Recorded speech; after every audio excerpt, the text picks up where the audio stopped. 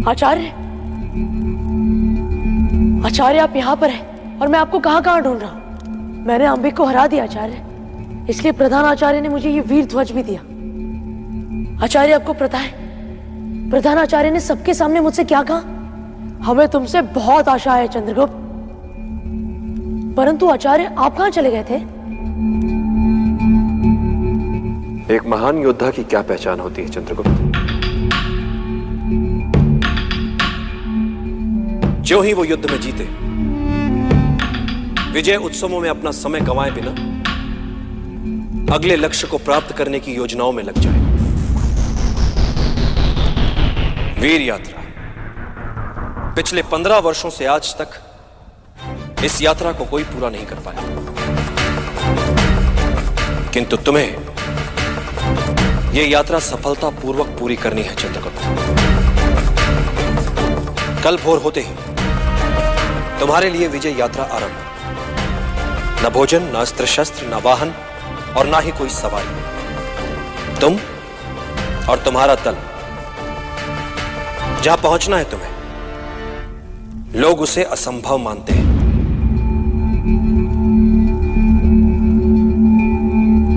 अग्निपथ है ये यात्रा चंद्रगुप्त। पग पग पर तुम्हारे सामर्थ्य की परीक्षा लेगा ये पथ।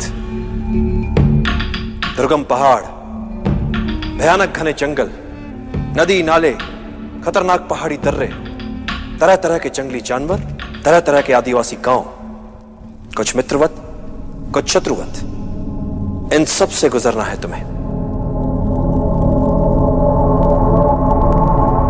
और अंतिम ग्राम तिरदात सबसे कठिन होगा। उसे अब तक कोई पार नहीं कर पाया।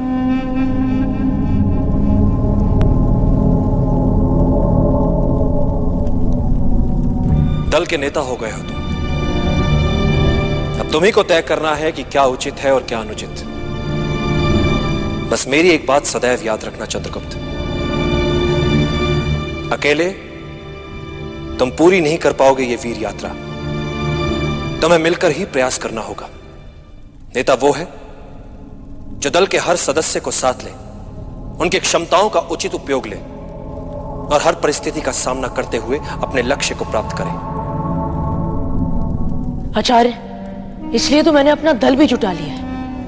दिग्विजय, घनघोर, ऐरावत और अक्षय। मुझे खेद है चंद्रगुप्त, किंतु तुम्हारा दल ये नहीं हो सकता। तुम्हें शशांक, सुखांत और आदित्य को अपना दल बनाकर विजय यात्रा पर निकलना होगा। परंतु आचार्य, इनको मेरे दल के लिए चुना किसने? मैंने।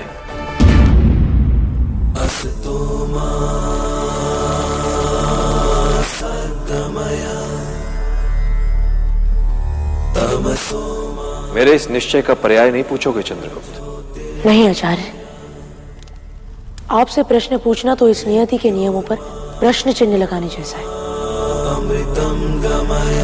आप मेरे गुरु हैं, सर्वदा मेरे हित का ध्यान ही आपकी सोच पर हावी रहता है।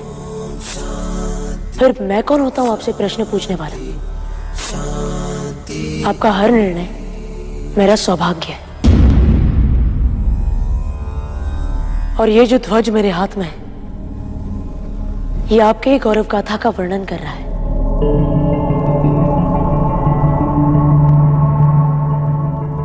साधु चंद्रगुप्त, साधु।